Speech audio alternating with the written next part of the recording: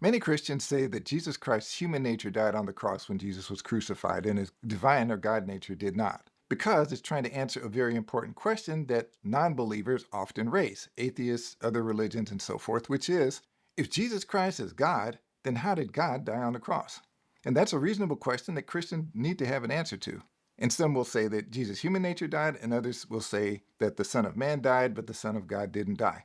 But there's a problem. It's not really what the Bible teaches. It's also not what the early church believed. In fact, the early church held a council to answer that specific question. And if we're not careful, then that answer can actually lead to a heresy that council was convened to address.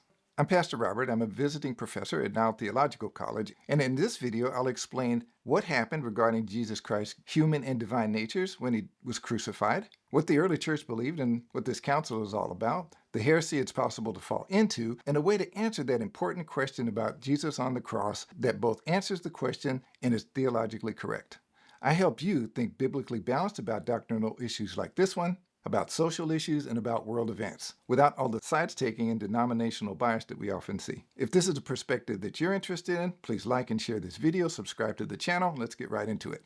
Now, in my last video, I explained Acts 20:28, which is where Paul told the Ephesian elders to shepherd the church of God, which he purchased with his own blood. And purchased with blood means died for. So that means that God the Son, died on the cross for the church. I also explained what death means from the Bible's perspective and some other things around this important question. Now, one apologist responded, this is very useful information for apologetics, for dealing with Unitarians and Muslims and atheists and other people who try to trip Christians up around this question. Another saint said that this was information they didn't know. Still another said that this was very interesting and important information here and on the channel, which is a blessing. In addition, there were 3 saints that offered opinions on the details of what happened when Jesus died on the cross, and that included the Son of Man dying and the Son of God not dying, and the human nature of Jesus Christ dying while the divine nature did not. Turns out it was a Catholic, an Orthodox, and a Protestant brother, one from all the 3 faith traditions, which is a blessing. Let's look at each one of them. Let's start with the Son of Man. The Catholic brother is the one who said that the Son of Man died on the cross and the Son of God didn't die on the cross. And that's a reasonable opinion to have because Son of Man, Jesus Christ, said that he is the Son of Man. In fact, the First Nation version translates it true human being. And then Jesus also said he is the Son of God. So it sounds reasonable. Now, here's the problem with it. Think about yourself. You can be a family member and you can also be a friend at the same time. Now, as a family member as well, you will go through different stages. You'll be a baby, you'll be a child, a teenager, an adult, and then probably a parent. Now, what happens when you die? What happens when you die is that both of those functions die with you. The family member dies and the friend dies because you are both. Well, that's the same thing with Son of God and Son of Man. They're not 2 different parts of Jesus. They are 2 different titles, 2 different names, 2 different roles that Jesus holds and fulfills in God's plan. So Son of God is God becoming flesh, being conceived in the Virgin Mary without a human father. So in Luke chapter 2, the angel Gabriel tells Mary, the Holy Spirit will overshadow you, and because of this, that Holy One that you will bear will be called the Son of God. It means that God had a human mother, but no human father. The Holy Spirit overshadowed Mary and made her pregnant. Jesus also said this in John chapter 10 to the Jewish leaders, that they had no right to accuse him of blasphemy because he said he is the Son of God, because he is.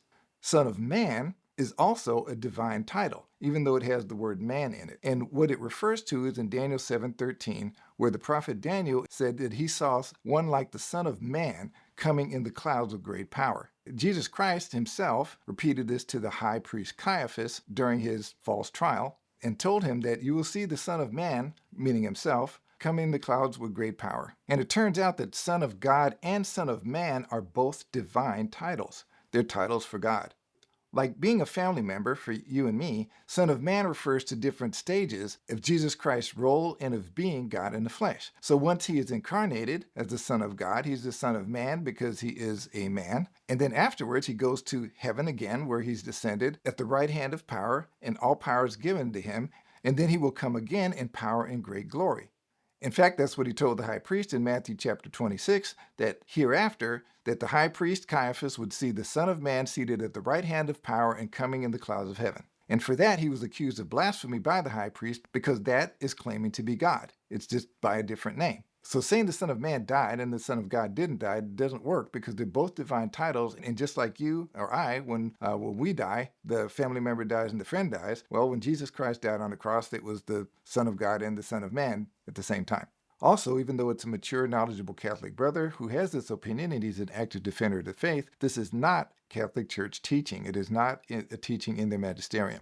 The other view was voiced independently by an Orthodox saint and a Protestant saint. And both of them are knowledgeable brothers who are active in defending the faith. And that view is that Jesus' human nature died on the cross, but his divine nature did not. And that too is a reasonable opinion because Jesus Christ is God, Jesus Christ is man, he's fully God, fully man. He died on the cross. So it is a reasonable view that Jesus' human nature died since he's fully man, but his divine nature did not. But there are two problems with this. The first is that according to the Bible, human nature never dies. The way that we think of human nature today, the way that we define human nature today, is the core essence of who we are. And our essence, according to the Bible, the core of who we are is being created in the image of God. And one of the attributes of being created in the image of God is that we are always aware, awake, conscious, and eternal from the time that we are conceived. Now, what survives continually and is awake and aware continually is not this corruptible body that decays and rots in the ground when we leave it upon death. The core essence of who we are survives and continues after death. So Jesus said that when he told about the rich man and Lazarus. Both of them died, but they were awake and aware in the next life. Moses and Elijah, when they visited Jesus Christ on the Mount of Transfiguration, they were awake, aware, and they were still fully human, and they still obviously had fully human natures, even though their bodies were not there. So our nature, as we define it today, our nature, the core essence of who we are, is what survives death. Now, in the past, it's been defined differently, but our definition nowadays, and all the people that we engage with to discuss this is the definition of nature that they will have. So human nature doesn't die, it survives into the next life. The second problem with the view that Jesus' human nature died on the cross is that it's not what the early church believed. In fact, there was a Council of Chalcedon in 451 AD that was specifically convened to discuss and explain the nature of Jesus Christ. First, it's important to understand what church councils actually did, especially the major ones would be Nicaea, Council of Nicaea in 325 AD, Council of Constantinople in 381 AD, and the Council of Chalcedon in 451 AD. Especially Nicaea is frequently accused of non-believers of all kinds of things, and even some misguided believers. But the church councils did not invent and create doctrine. They did not create Christianity. They did not create the church. They did not create the Catholic Church. They didn't determine what the books of the Bible were. They didn't do any of those things. And they didn't name Easter after some pagan holiday. They didn't do any of the things that they're accused of. What church councils, especially the major ones, did is really two things. Number one is that they explained and clarified what the Bible taught and what the church had always believed. So take the Council of Nicaea. The Council of Nicaea did not invent the idea that Jesus Christ is God. Jesus Christ has been worshipped as God by Christians from the time that he arose from the dead and ascended into heaven. His apostles worshipped him as God. The early converts to Christianity from Judaism worshipped him as God. Jesus Christ had been worshipped as God for 300 years by the time the Council of Nicaea was convened. So what they did was they clarified that teaching. Same thing with Constantinople. They clarified that Holy Spirit is God, and the Council of Chalcedon clarified the nature of Jesus Christ.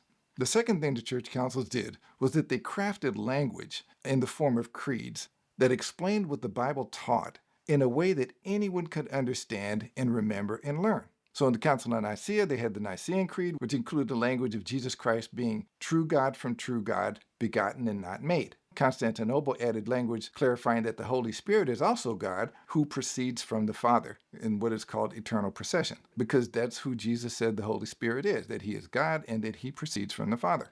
Well, the Council of Chalcedon in 451 AD was convened to explain what the Bible taught about the nature of Jesus Christ. And it was convened because of two heresies that were going on. One is called Eutychianism, and Eutyches was the chief monk in Constantinople. And he was teaching that Jesus Christ's divine nature or God nature overwhelmed his human nature to a point where he effectively didn't have a human nature anymore. And that is not what the Bible taught, and that is not what the early church believed.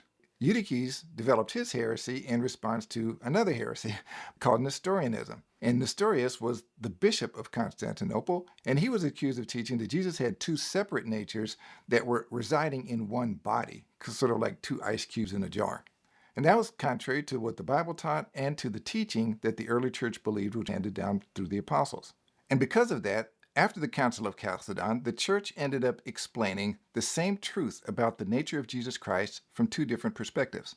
One way is the Chalcedonian way, and that speaks of Jesus as one and the same Christ, Lord, Son, only begotten, recognized in two natures, without change, without confusion, without division, and without separation.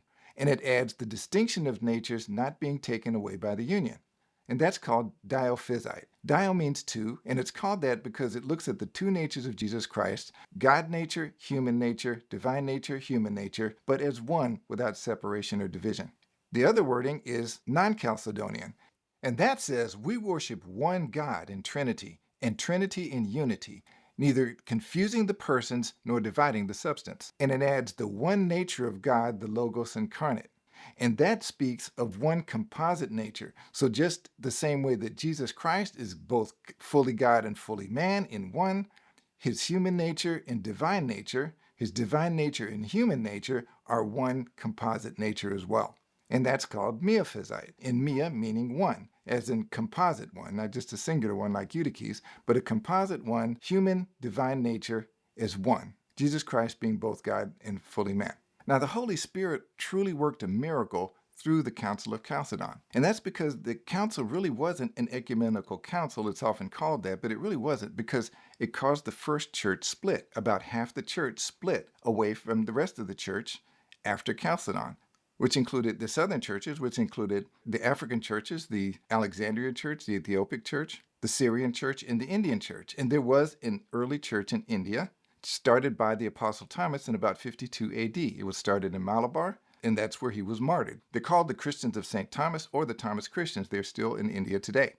But even though the church split in half, and the northern churches did really underhanded political things to keep the southern churches from being able to vote at the council at all. But even with all that, the Holy Spirit gave the Council of Chalcedon and the non-Chalcedonians two different perspectives to see the same truth about the nature of Jesus Christ, that he is both fully God and fully man, without change, without confusion, without division, and without separation. And the non-Chalcedonians added without transmutation, meaning that the God nature can't change to a human nature and the human nature can't change to the God nature, which makes sense. So the entire church did agree that Jesus Christ in his nature was indivisible, inseparable, fully God and fully man, without confusion, without change, without division, without separation.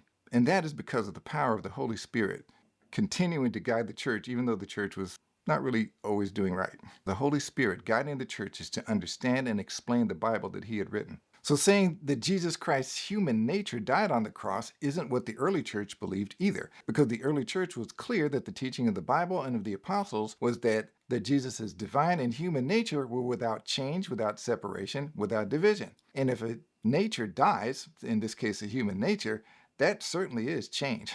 It's also separation, because death is separation. So by the understanding of the early church, Jesus' human nature didn't die. In fact, saying Jesus' human nature died would be dangerously close to, or even crossing into, Nestorianism, having two separate natures, one that could die and one could not. That's something to be aware of when people say that. So then how do we explain it correctly? Well, there's a couple of ways that you can say it. One was suggested to me by an Orthodox clergy, and that is that Jesus died in his humanity, which is true, that Jesus as a man died. He died the same way we do, that separation of spirit and body. Or we can just say that Jesus died the same way we do. It was a temporary separation of the spirit from the body. And so then the spirit, as God, man, spirit, went to the next life, the same way ours does, the same way we do, and then came back, rejoined with his body during his resurrection forever, the same way we will during our resurrection. That way we can answer this very important question and challenge about if Jesus Christ is God the Son, which he is, then how could God die on the cross? We can answer that and also be theologically correct. Please like and share this video and subscribe to the channel. Watch this video for the first part of what happened when Jesus died on the cross, and this video for other Bible insights. See you there.